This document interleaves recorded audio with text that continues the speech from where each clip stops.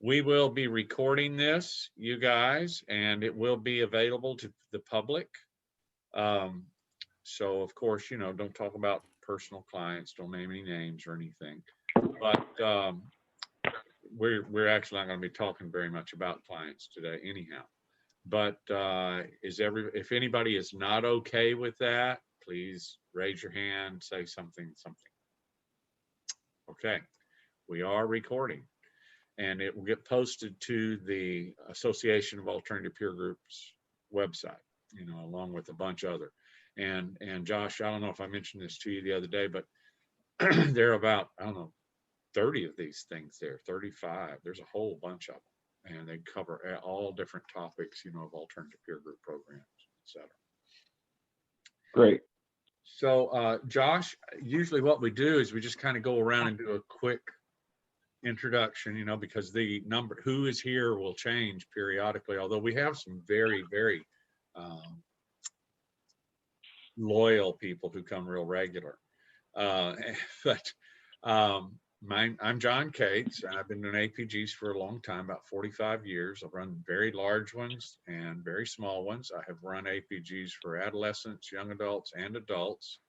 The APGs I've run have been everything from meeting in a closet to multiple residential programs and high schools and all sorts of stuff. Worked out. I've run them in Canada, I've run them in Mexico, and I've run them in Bulgaria. And so, long time doing a lot of weird stuff. That's me. Sean, you want to go next? You're on the top left of my screen. That's why I'm picking Sure. sides out there. Hey, you don't have like hay fever? The sunflowers don't bug you or anything? No. Oh, wow, that's cool. That's very cool. I don't get seasonal allergies. Wow, that's amazing. Yeah. So beautiful. I'm lucky. Yeah. My boss sneezes like 1,000 times a day. And I just tell her in the morning, bless you, and that's good for the day. Because you'd be doing it all day long. I mean, it seems like it sucks. So I'm glad I don't have them. So I'm Sean Blakey. I am from New Hampshire. I work for the state of New Hampshire for the Department of Health and Human Services. And we have a grant for creating a continuum for adolescents with SUDCOD, and APGs has been part of that continuum. And I'm sure Heidi has been on previously in the past couple of weeks. I haven't been able to be on, but I'm sure she's mentioned that we've started a few and we're expanding. So hopefully soon we'll have 5. That's so cool. Wow. So cool. That's so cool. So cool. Couldn't have done it without this group. I don't know. God's a weird dude, or whatever. You never know how that's going to go. Tim? Yes. Hit us, baby.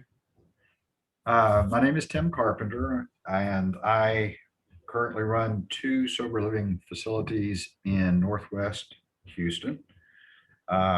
We are centered around the long-term sobriety and the recovery process for professionals and executives and adults in general.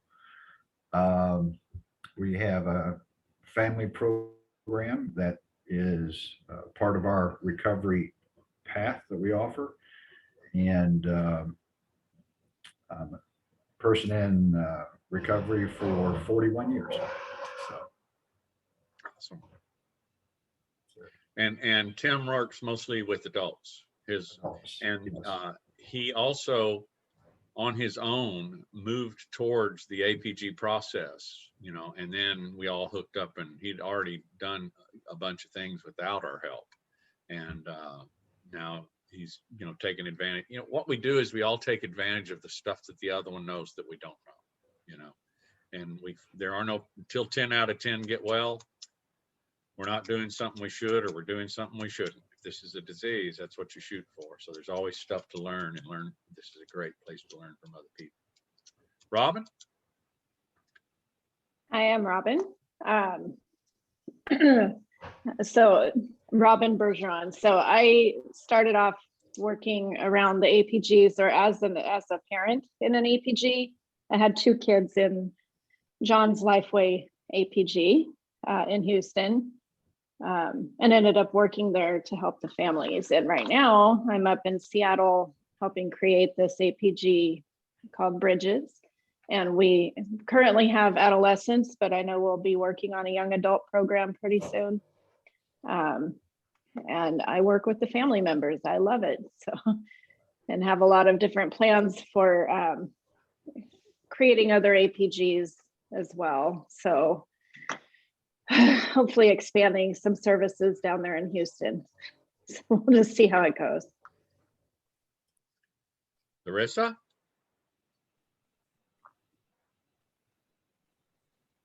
Hey there. I'm sorry, I'm like taking a bite. I'm Larissa, and I need to swallow this. I'm the executive director for Divine Trust Ministries, and I'm sitting here in the car with the founder of Divine Trust Ministries and the author, Andrew McDonald. And we are looking to open up, John, keep me honest here, the first outright Christian sober school, and we're trying to open it up for free. So we're either going to start in Raleigh or Beaumont, Texas. It's a toss-up right now, but we're trying to fill the gap so that we can catch the kids who really just don't have the resources to attend one of the many wonderful therapeutic high schools that exists. So Christian and free, those 2 things are very important. Amen and grace to all y'all. Amen, Larissa. Charlie?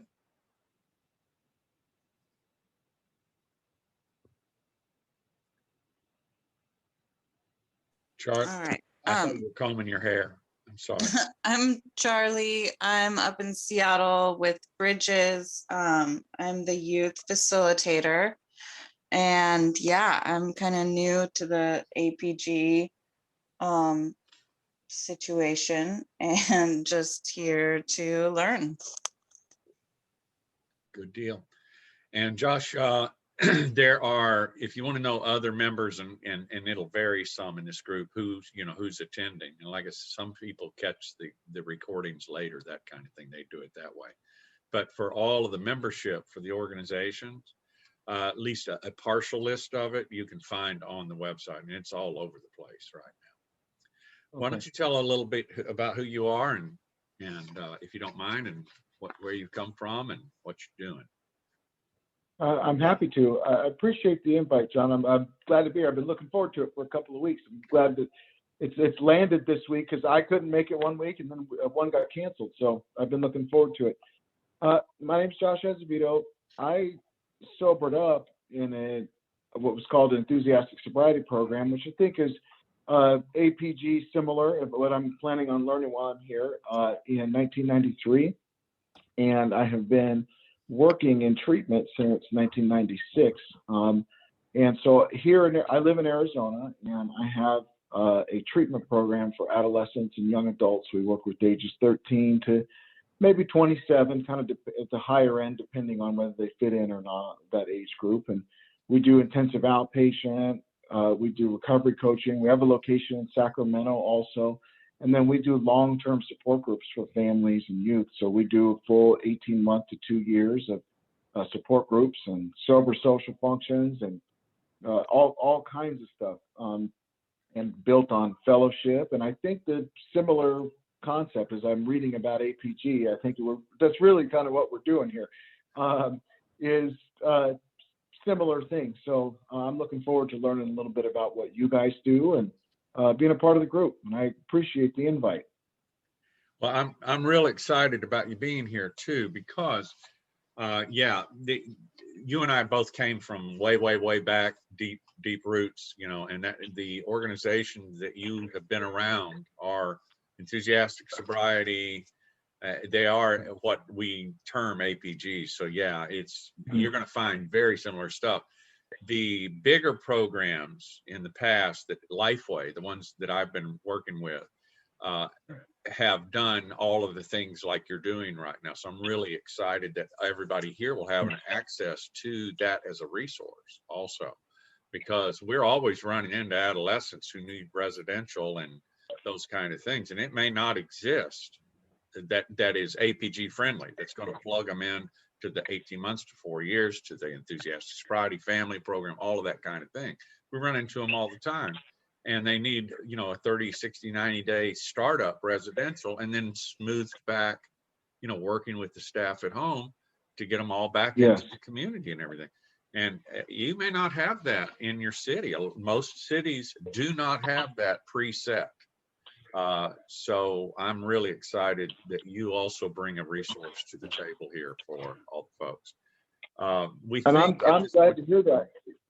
We think there's about 40 APG programs that we know of. We know there's a bunch more out there who are operating under APG principles. They may not call it that, you know, those kind of things, but we think there's probably, you know, we knew that y'all were there, you and some of the other folks, you know, and everything. So it's really exciting that you're here. Anybody got anything to say before we start a little bit? And guys, I'm not going to teach a class. You know, I don't do that. So get ready. You might as well get off of mute and get ready to teach the class, because you're going to teach it. But John, I've got something. Go. Okay. So Andrew just reminded me that tomorrow is Collegiate Recovery Day. And that could be a really cool way to encourage young people who already have kind of an interest and a passion and are engaged to come teach for sober schools or to get involved in APGs otherwise.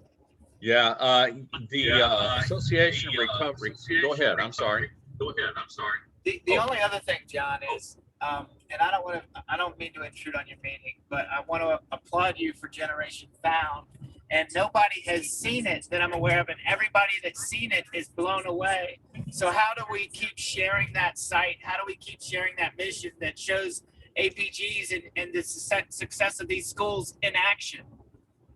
Well, that's an interesting question, and we have been talking about, have a little subcommittee, Larissa is part of it, with Tim on one of the interesting things is these programs have been very successful and very prominent at times, very, very prominent, very, very successful.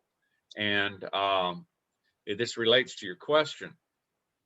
Why is it that if we say enthusiastic sobriety or APG or alternative peer group program, even with Generation Found that was pretty widely watched 4 years ago, why is it that you say it to John Q. Public, they don't know what you're talking about. You say residential treatment, they know what you're talking about. You say therapy, they know what you're talking about.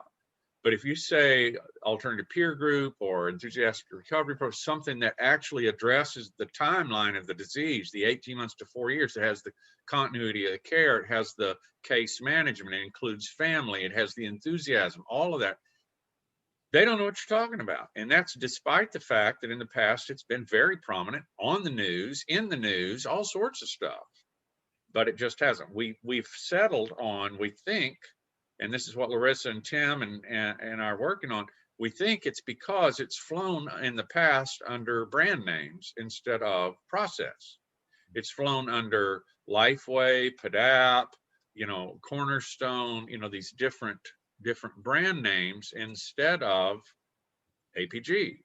When you talk about residential, you're not talking about a brand name, you're talking about a way to treat the disease or a treatment element in the disease. And it's short and it doesn't have a very good success rate. So trying to get the message out there that there is a longer term more effective way of doing it means kind of settling on some term. For us, it's been APG. And enthusiastic recovery is something that we talk about all the time in the importance of running a good APG, along with talent-based hiring and some other jobs. But we got to figure out how to get out there. What you don't know, it has a history in marketing and PR. and a very powerful one, by the way. In fact, the two terms I just used don't embrace what he's actually done prior to him doing what he's doing right now. And Larissa, we know, that's why they're on the subcommittee, to try and figure out how to solve this issue that you're bringing up. How do we get it out there and keep it out there? How to get the movement back in front of people, because it was in front of a short group of people for a while. It needs to get back in front of them and stay in front of them some more. Maybe a new movie made, all sorts of things. Those are the kinds of issues that the subcommittee, I'm sure that'll be part of what the subcommittee goes after in this strategy of getting what we do out there and understood and into the conversations. I'll tell you, you guys also, right now, NADAC is having their National Advocacy Day, National Association of Alcoholism and Drug Abuse, 100,000 members, all right, and nationwide, and it's going on right now. On my phone in there, I'm recording Tom Coder, who, and this is why we're pulling this topic up today. Tom Coder, who is the head of SAMHSA, the new head of SAMHSA, he's speaking to the NADAC membership that are attending this advocacy. Tomorrow, I'll be meeting with Senator Cornyn from Texas and Senator Babin. Representative Babin also. I'll be doing both of those tomorrow. Going back to your question, how do we get this APG into the conversation? And that's why I do this, is to try and get what we're doing. And it is making a difference. Folks don't know. You hear peer recovery, peer recovery, peer recovery. The real anchor of peer recovery goes back 50 years to the first alternative peer group program put out in Houston, Texas. That's where the real paid, trained peer recovery people really started. And they have been proliferated and continue to be proliferated through these things we call APGs. So continuing with that path is what we plan to do, and the movie is a part of it. I hope that answered it. One of the reasons I sat in a meeting with 3 other people, and one of the reasons we're having this topic of funding today, I sat in a meeting with 3 other program heads, and one of them, by the way, was Tim. Oh gosh, my mind's doing that blank thing. Tim. Is it Tim Raybold? Yes, Tim Raybold. Thank you. Tim Raybold, who is the chairperson of the Association of Recovery in Higher Education, going back to this Collegiate Recovery Day thing you mentioned. And they don't know it and they don't call it, but the things they do in their recovery associations are they're elements of an alternative peer group program. They are enthusiastic and they build these things. They're not as organized. They don't have the techniques that we're running with, but that's very similar to it. That's why we pair up for the national conference with the Association of Recovery in Higher Education, the Association of Alternative Peer Groups, and then the third one is the Association of Recovery Schools, ARS. We pair up, and it's coming up in June, by the way. But going back to the question, so I'm in a meeting day before yesterday, actually it was, the last few days. And Tim was there, the head of NAR was there, the National Association of Recovery Residences, and Faces and Voices of Recovery was there. And these are like 4 pretty powerful organizations on a nationwide basis. Well, the other person who was there, in fact, there were 3 other people there, but one of them was Tom Coder, the new director of SAMHSA. Okay. The other one was his cohort, the new director of CSAT, Center for Substance Abuse Treatment. And the third one was the new director of the national program, the federal program for prevention. All right. It was a small group. We were there for an hour. The reason why, and we didn't ask for that meeting. They asked for us to be in that meeting. These organizations, these community recovery oriented organizations, they asked for us to be there. What he wanted to tell us was that the new group of people running the country have passed a massive funding bill, okay? And in the past, well, for the past 4 years, SAMHSA was virtually not there for us. They just, I don't know what happened. It was just crazy. Going back to the movie you were talking about, when Generation Found came out, it created a lot of hubbub and a lot of info. I found myself in a meeting with the head of SASAT, being brought to Washington, D.C., and meeting with the head of the Center for Substance Abuse Treatment and all of the head doggies under her. I was there for half a day talking. I did a training program on these alternative beer group programs for about 30 of the national positions. Shortly after that, we had a change of presidency and they all went away. And that's what happened. You know, this is one of the things. Guess what? We're back. We're back with this new group. And you guys with your organizations need to know this. Usually government funding it needs to hold a special place in what you're doing because it comes and it goes.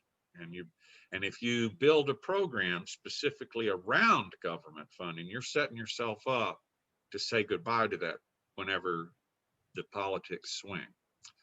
That doesn't mean don't take advantage of it though, when it's available, if you want to.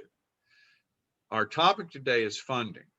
Funding is, over the years, over the decades, I can't tell you all the different funding ways of funding these organizations that have been used. And so I thought it would be a good idea because I know in Seattle, they're trying to raise, everybody's always trying to raise funds because the more funds you have, the more help you can give. It's really that simple. If you don't have funds, you're not going to be able to give very much help. So I thought we would have a discussion on what are some of the paths to funding that really you should be addressing. Just, I don't use should very often in this venue, but I'm going to use it today. You should develop multiple paths of funding your organization, multiple income streams. If you do that, when one falls off, you have a good chance of surviving and continuing. If you don't, when it falls off, you're looking for a job. And people are looking for programs and all sorts of mess that goes on. So let me kind of identify some of the different places that you can find funding. You can find funding in government grants. You can do that, okay? You can find funding in private grants and foundations and funds and things like that. You can find funding in corporate grants. You know, we had a grant from TI in Dallas, Texas Instruments in Dallas back in 1,000 years ago. You can also, so that's kind of your funding elements that are out there where you're just asking for a grant. You got, and the question is, so how do I know what's available?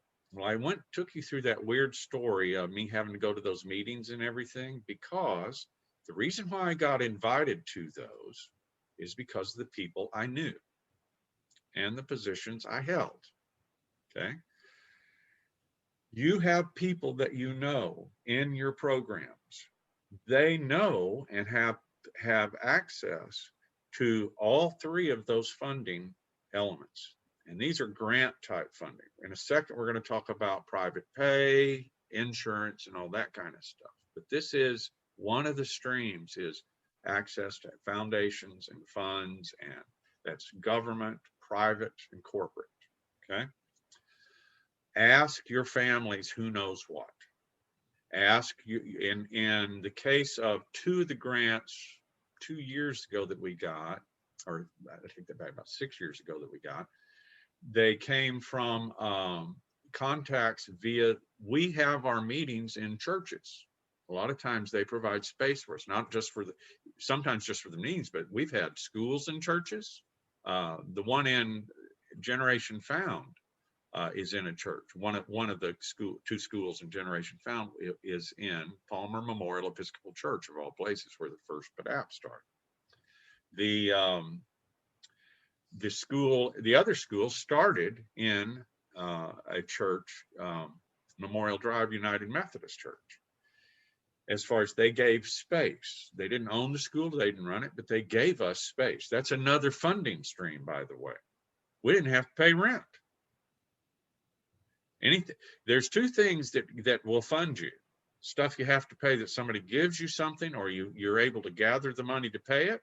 Another way to get funding is people give you services, facilities, those kind of things. And believe me, that's really helpful.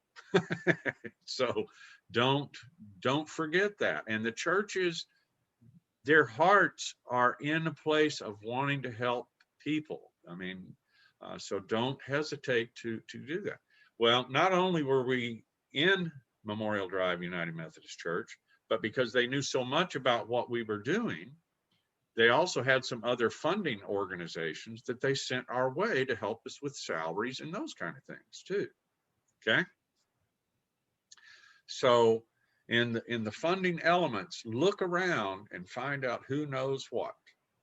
I will tell you that if you get a grant once, you'll probably continue to get it. That's private grants and corporate grants. Government funding, not so much. You'll get it as long as they keep funding it. You'll get it. Then it'll be not popular. It'll go away, and there won't be anything to get. In all of the funding cases, all of them, there's a great deal that boils down to who you know. A great deal. That's all three funding sources as far as grants.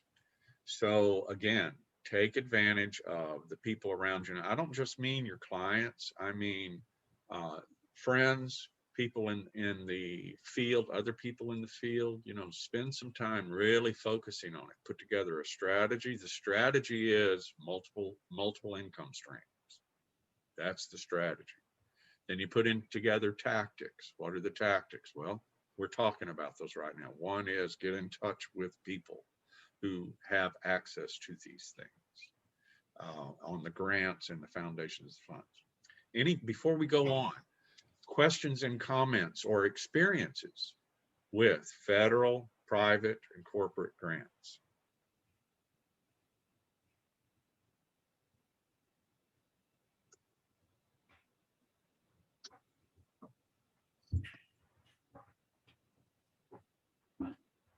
Timmy, you getting ready to talk, or are you just uncomfortable?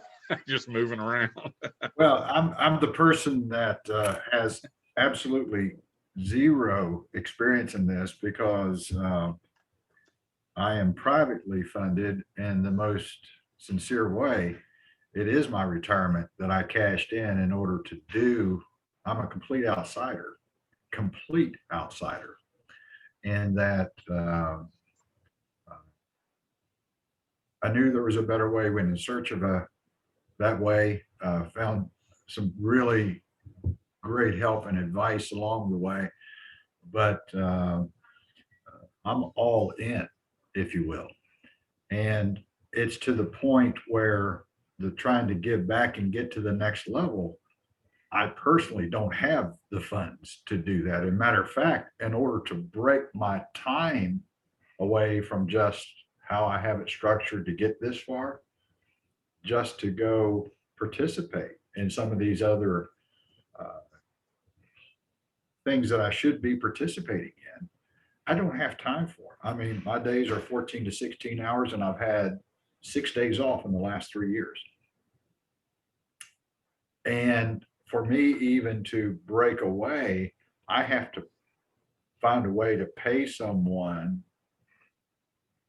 at my current organization, or 2 people that have been very gracious and donating their time. So I guess that's not fair. That's not long term. And so to start right there where we are, that's where I am. Okay. Anybody, I would love I would love, Sean, or if you would talk about a little bit, because you're right on front line with some government grant type stuff. You got any history that you could share that you know of, how it got done, or any of that kind of stuff? Were you privy to any of that? Well, so we applied for the grant because we were one of the highest states for adolescents needing treatment but not receiving it. We don't have a lot of services in New Hampshire. And then we also, because of our opioid overdose rates, we receive SOAR funding, the state opioid response funding. So we're funding some of the APGs with my grant, with the state youth treatment grant, the SYTI grant. And that's out of CSAT.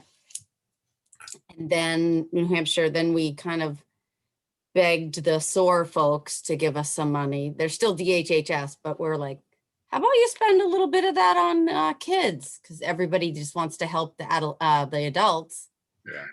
And it's like, hello, these kids are going to be adults with drug use soon, like with substance use issues. So they luckily gave us some money. And then one of our APGs has applied for a grant, and it's a private grant through like I think it's, I don't know, Healthy Families, or like one of our private nonprofit agencies in New Hampshire, the Foundation for Healthy Families or something like that.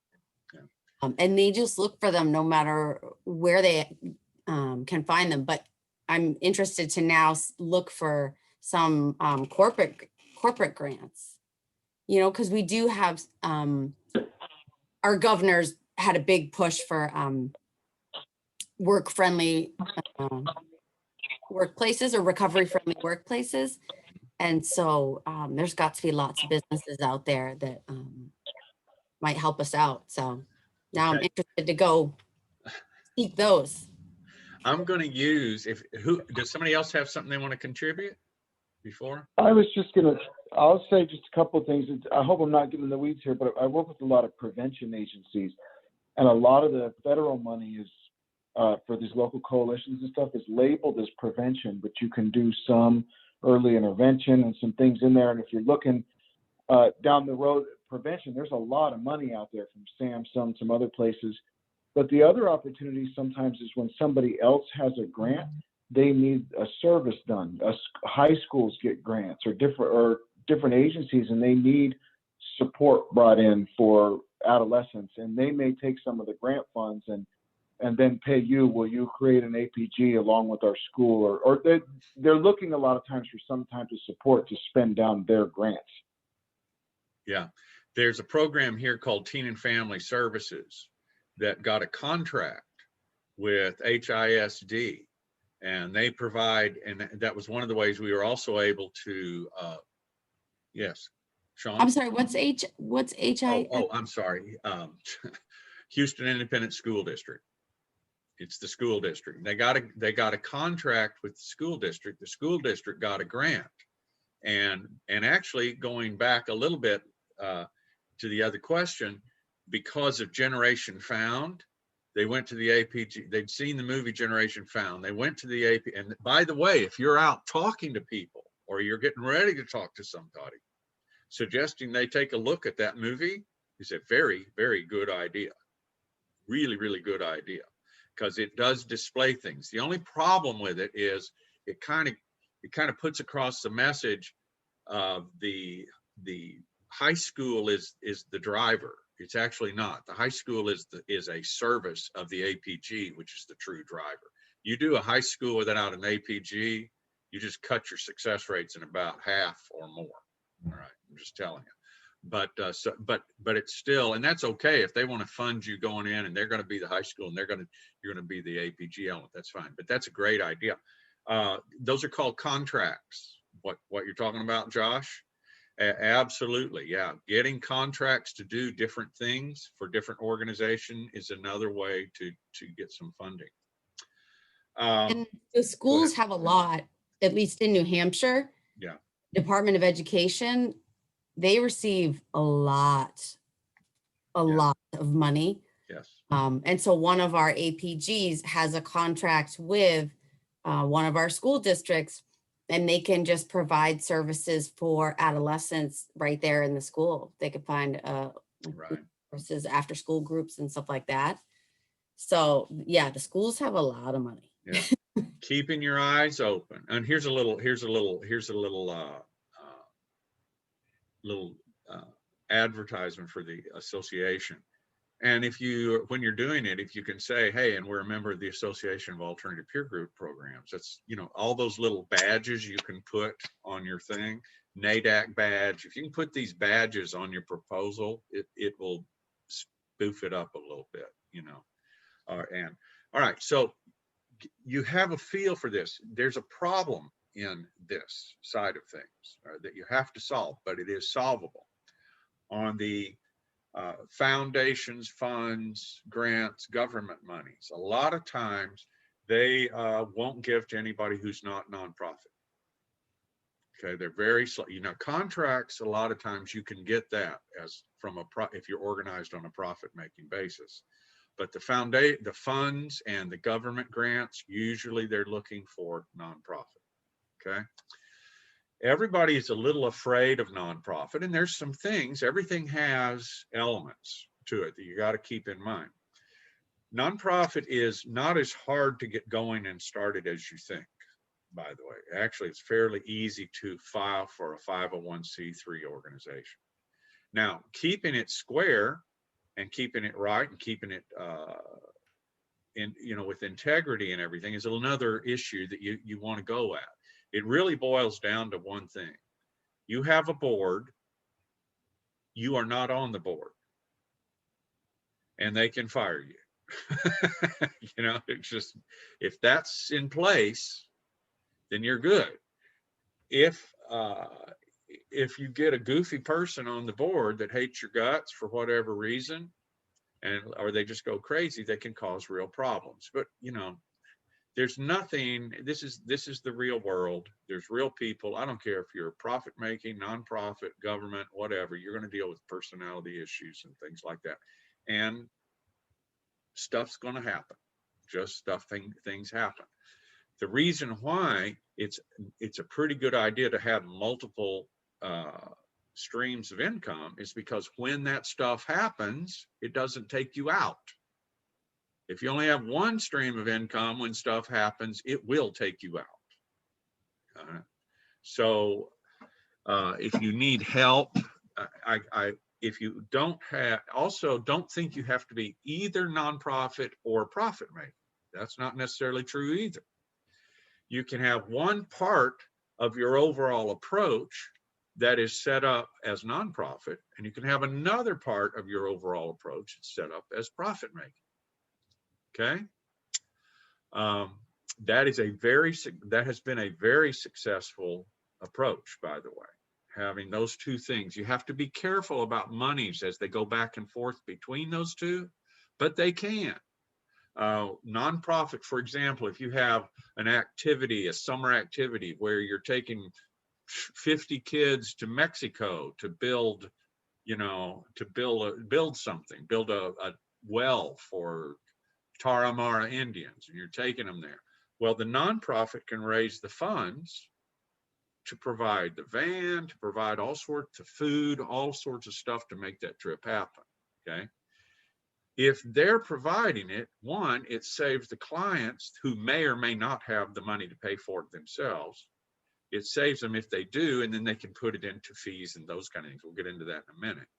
But it is basically an income stream because it frees income for other things. You understand what I'm saying? Every bit that comes in makes a difference. And the nonprofit can do that, but it could be a profit-making organization that's doing it. But what they're doing, that the nonprofit is actually giving the dollars to the clients, is what's happening. They're giving it to their people. So there's lots of things. And if you think about it for a second, it's like, wait a minute, you mean Memorial Drive United Methodist Church, which is a nonprofit, gave space to Three Oaks Academy, which at that moment was profit making, as far as how it's profit making doesn't necessarily mean you make a profit, by the way. It just means you don't have a board that can fire you. That's all it means. All right. Yeah, it's okay. There's no rule. I mean, and if you think about it, nonprofits buy and give things to profit making all the time. The toilet paper in the church bathroom is not a gift that was given to the church. They took the money and went out and bought from a profit making organization some toilet paper. Okay. Don't get confused about this thing. Really, the bottom line is the dollars that are raised under a nonprofit banner in a nonprofit organization, they have to be kept up with, just like profit making, and they cannot go into the pockets of the guys who are on the board. The board cannot get any of the money. All right. And the board can fire you or decide they don't like your program anymore and not give it to you and all sorts of stuff. Okay. Any questions about that? Because everybody gets real confused on this all the time. Any questions? I have a question, John. Okay. So how do you then coordinate with the nonprofit, like as an advisor? You know, somebody has to be the spokesperson to request funds and, you know, drive the funding. Yeah, they can hire you, you know, if they want to. They can, and that doesn't mean you can't work for the profit making either, by the way. What you cannot do is sit on the board. You cannot do that. All right. But in the past, the nonprofit side of things, I would meet with the board, and they weren't paying me anything, but and I would meet with them because it was in the best interest of the profit making side of things, and they wanted to know what I thought, what we were doing, how we were doing it, etc. One time, the nonprofit board decided they didn't want to fund us anymore, and they started funding the council, an APG over at the council. There was a bunch of, you will have stuff happen. Some stuff happened, and they decided they were going to fund the program over at the council, a program, an APG at the council, and all the funds that had been built up, they started putting them over there. Well, because we were not dependent on that nonprofit, we survived that. Was it a problem? Did we have to deal with it? Yes, we did, but we survived it. Was there any issue that got raised on integrity or ethics? No, there was not, because I was not on that board. I didn't take any money from them. You know, I was not paid or anything. So it was absolutely clean. Can I get y'all to hold for a second? The old man needs to run to the restroom real quick. I'll be right back. Okay. I'll be right back.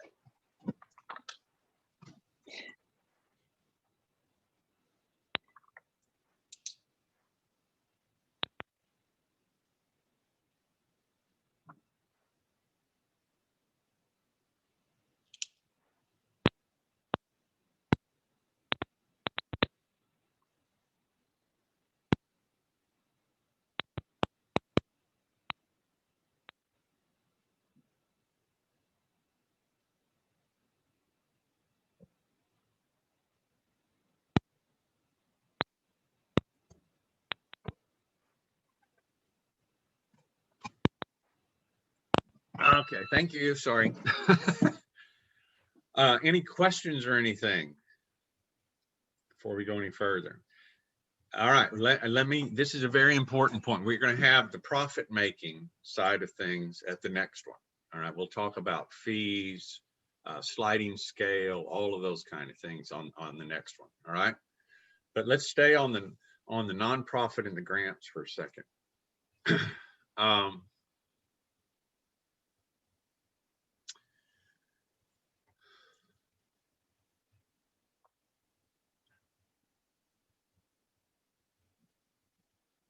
There are PR issues that will arise, okay? Public relations issues that will arise, and you need to be aware of them. If somebody gets mad at you or for whatever reason, whether it's righteous or just not. And by the way, I don't know if y'all know this or not, we work in a field where people don't like to be told some of the things we tell them. And they get mad. And when they get mad, they will say stinky stuff about you. All right.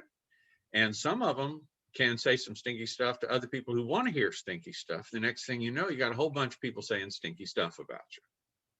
That happens. All right. If it doesn't happen to you, then you got an absolute, angel looking over you is all I can tell you. Or you're not telling anybody what they need to hear. It is very important that you be squeaky clean on things, because when that happens, it can get pretty intense.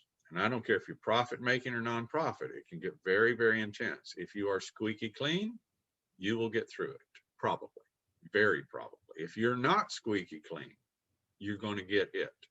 Okay.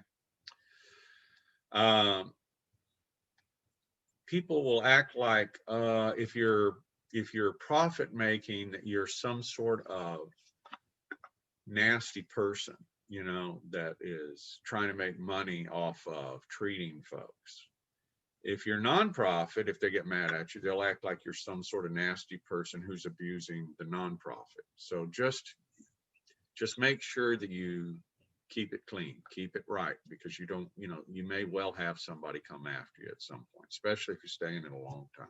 If you stayed a short period, maybe not. You stay in a few decades, probably will have some folks who don't like you. Josh, you have your hand up?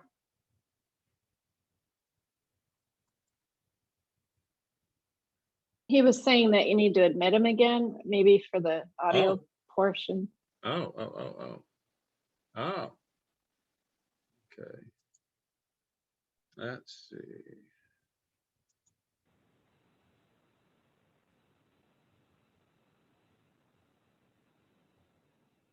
Thank you, Robin. You always have my back. There you are. Thank you. My call just dropped, sorry. Could you hear what we were saying? No, I was down for probably a full 2 minutes there. I was trying to I had to call back in from the cell phone again. Well, it was kind of, what we're saying is we're going to talk about the profit-making side at the next one, the profit-making paths that you can create. But one closing thing I wanted to get into on the nonprofit side and profit-making side is that it's very important you stay really, really high integrity, squeaky clean on what you do. Because, as you well know, Josh, we work in a field where we tell people things they don't want to hear. And sometimes it makes them really mad. And by the way, some of them are crazy. And they will get mad at you and they will say stinky stuff about you and your organization and the people who work with you and everything. And it's happened in the past at length. It can get really, really nasty. If you don't have it down really pat, it can hurt you. It can hurt you even if you do have it down really pat. But you'll get through it unless it's very unusual. If you don't ever have to go through this, as I said to everybody, it's either because you only work a short time in this field, or you've got a guardian angel that's absolutely sat on your shoulder forever. But it's okay. Don't get all upset. Don't get your feelings hurt too much when it happens. But do make sure it's clean. If you're going to have nonprofit, do not sit on the board. It would be best if you don't take a salary directly from them, although that is okay. That is okay, as long as you have specific things you do that are documented and all those kind of things. All right. If you're mixing nonprofit and profit making, you have to track every dollar and show exactly where it's going. That doesn't mean you still can't get accused. You can. But you can get accused if you're all profit making too. Seen that? I've seen all nonprofit. I've seen that. It's not about whether you're doing it right or not. If you're doing it right, you're going to be covered. What it's about is the nature of the field that we work in. And it is, we work with people who are sick and they get mad. And we frankly have imperfect days ourselves. I've had a couple of imperfect days, counseling.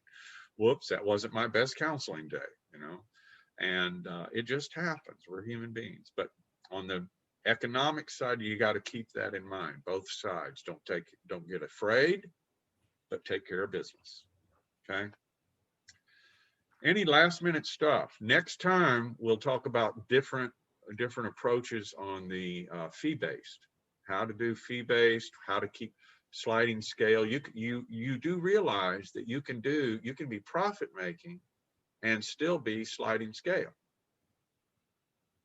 You can do that. It's okay. They don't care, you know.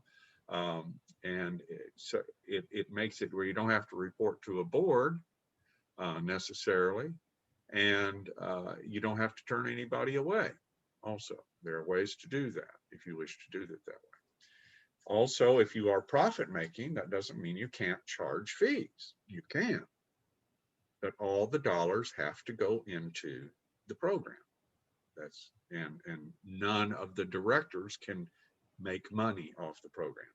None of the trustees. Okay. Any last minute?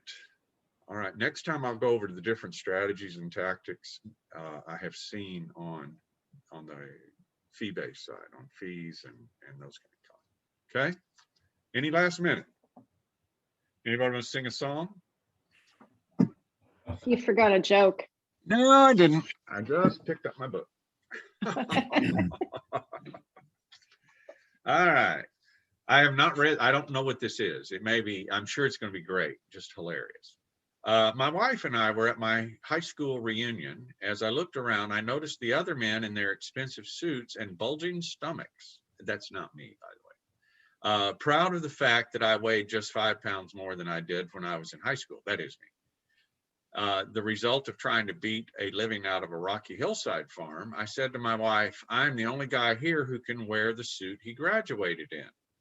She glanced at the prosperous cloud, then back at me. You're the only one who has to.